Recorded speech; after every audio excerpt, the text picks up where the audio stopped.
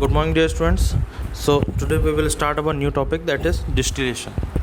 We have already covered the separation techniques like centrifugation and chromatography. Now it is the turn for distillation.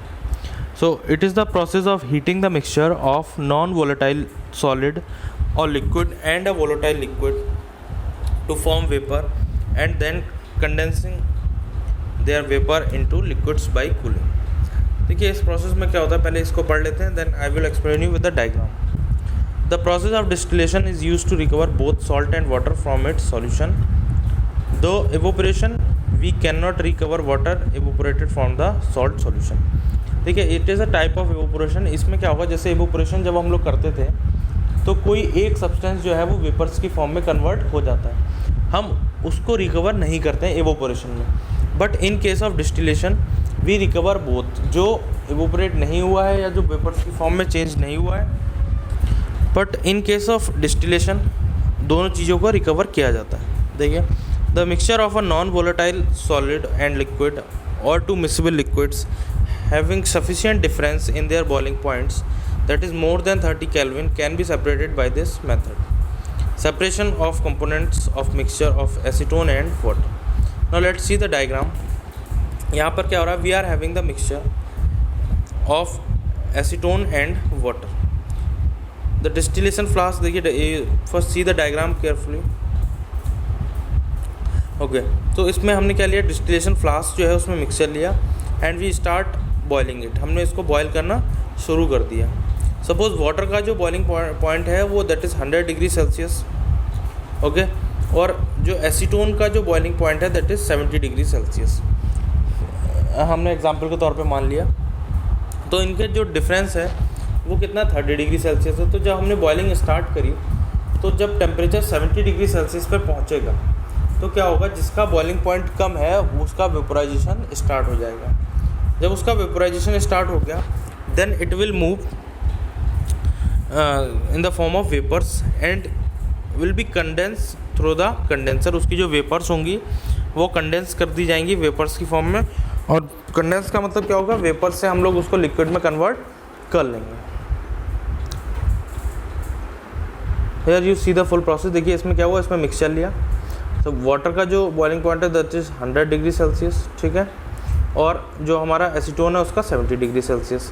तो जब यहाँ से हमने temperature rise करना start किया एंड व्हेन पहले देखिए पहले तो टेम्परेचर 70 डिग्री सेल्सियस पे पहुँचेगा. जब 70 डिग्री सेल्सियस पे टेम्परेचर पहुँचा तो जो एसीटोन था वो यहाँ से वेपर्स की फॉर्म में ऊपर जाना शुरू कर देगा और उसको यहाँ पर इस कंडेंसर के थ्रू कंडेंस कर लिया जाएगा. कंडेंस का मतलब गैस टू हम लोग किस में कन्वर्ट कर लेंगे, लिक्विड में, और यहाँ पर वो लिक्विड स्टोर कर लिया जाएगा. तो जो एसीटोन होगा जिसका बॉइलिंग पॉइंट कम होगा वो इधर कंडेंस हो जाएगा और जो बचा हुआ सब्सटेंस होगा वो इधर. तो इस तरीके से दोनों को सेपरेट किया जा सकता है. Now what are the applications of distillation.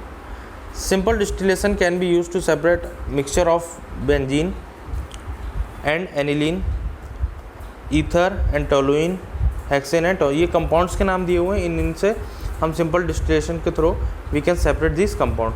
और देखिए एक आता है, ये तो था सिंपल डिस्टिलेशन, एक आता है फ्रैक्शनल डिस्टिलेशन.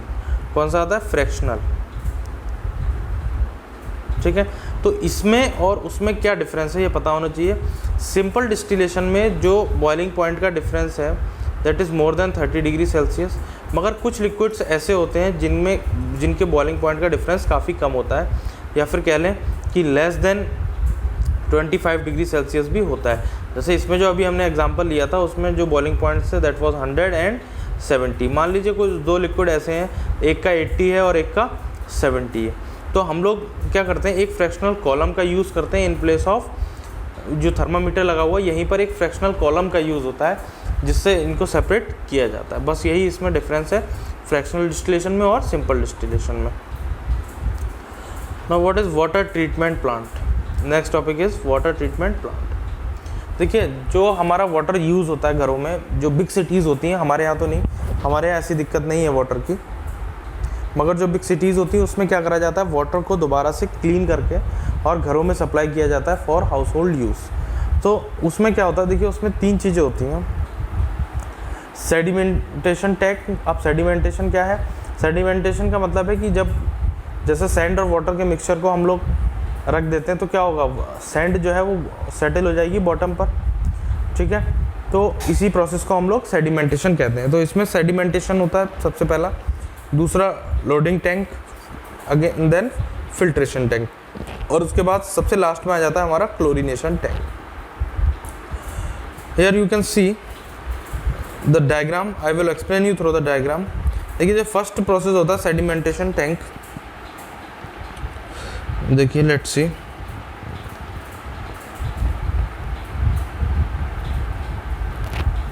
तो वाटर सबसे पहले जो इम्प्योर वाटर वो इसमें जाएगा और सेडिमेंटेशन टैंक में उसको कुछ देर तक रखा जाएगा, कुछ टाइम के लिए रखा जाएगा, जिससे क्या होगा, जो इम्प्योरिटीज़ हैं, जो अनसॉल्युबल इम्प्योरिटीज़ हैं, जैसे पत्थर भी हो सकता है उसमें, और भी कोई चीज़ जो अनसॉल्युबल है, पॉलीथीन भी हो सकती है शायद, तो जो अनसॉल्युबल है वो यहाँ पर क्या हो जाएगी, सेटल हो जाएगी। उसके बाद उसे नेक्स्ट प्रोसेस में ले जाया जाएगा।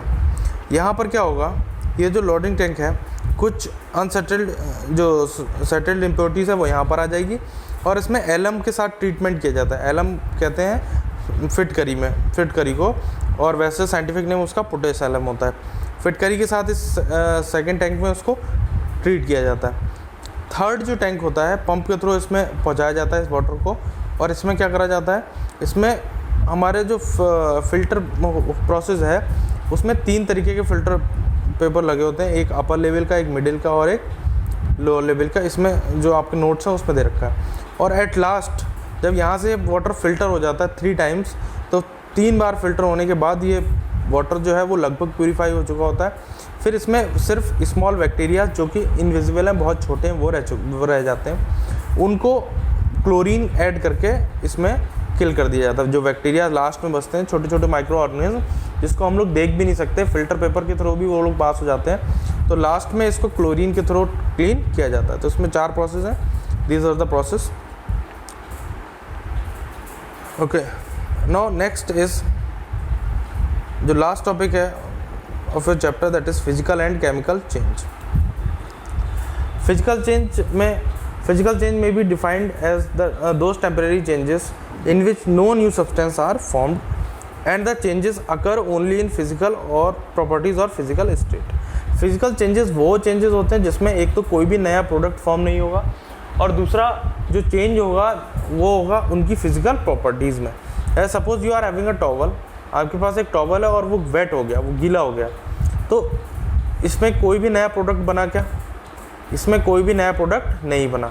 इसमें पहले भी टॉवल था, बाद में भी टॉवल है, उसको बाद में हम ड्राई कर लेंगे तो वो दोबारा अपनी स्टेट में पहुंच जाएगा।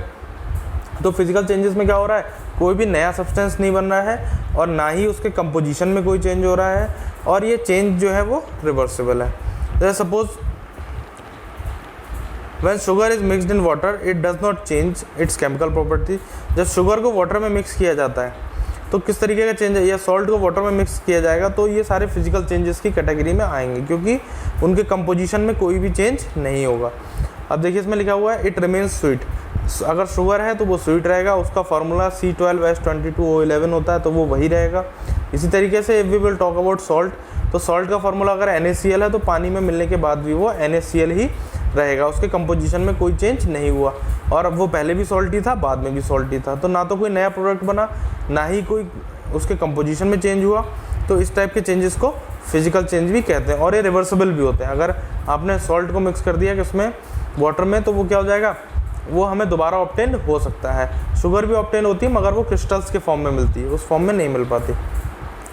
ना chemical change, those changes in which new substances are form are called chemical changes. अब देखिए वो चेंजेस जिसमें नए सब्सटेंस बन जाते हैं वो क्या कहलाते हैं, हमारे केमिकल चेंजेस कहलाते हैं। जैसे सपोज इसमें एग्जांपल है बर्निंग ऑफ पेपर। तो पेपर को अगर हमने बर्न कर दिया तो कुछ नया बन जाएगा, एक ऐश बन जाएगी, इसका मतलब नया बना है, और ये इरिवर्सिबल भी है। दोबारा इसको अगर पेपर को आपने एक बार बर्न कर दिया तो वो आपको दोबारा से उस फॉर्म में ऑब्टेन नहीं होगा, वही वाला पेपर, ठीक है। Rusting of iron, so these are the examples of chemical changes. Here some differences are given to you between physical and chemical changes. पहले रिवर्सिबिलिटी की बात करेगी तो I have told you mostly physical changes are reversible, वापस अपनी form में आ जाते हैं। जैसे सपोज आइस से वाटर बनना, वाटर से वेपर बनना, ये सब क्या है, ये फिजिकल चेंजेस है, इसमें स्टेट में चेंज हो रहा है। देखिए फिजिकली से आप ऐसे समझ लीजिए जिस चीज़ को हम टच कर सकते हैं वो फिजिकल चेंजेस की कैटेगरी में आती है। और केमिकल चेंजेस की बात करें तो रिवर्सिबल होते हैं, can not be reverse back. Change in properties, only physical properties change, और केमिकल चेंजेस में ओनली केमिकल प्रॉपर्टीज या composition will change. Formation of new substance, तो फिजिकल चेंज में कोई भी नया सब्सटेंस नहीं बनता, जबकि केमिकल चेंजेस में नए सब्सटेंस बनते हैं। प्रोडक्ट फॉर्मेशन की बात करें तो generally mixtures are formed, physical changes में मिक्सचर बनते हैं और केमिकल चेंजेस में कंपाउंड्स बनते हैं। I have already told you the difference between mixtures and compounds. Chemical composition does not change, और इसमें क्या हो जाएगा, कंपोजिशन चेंज होगा। So the whole chapter we has revised, I hope all of you will understand this. So that's all for today, thank you very much.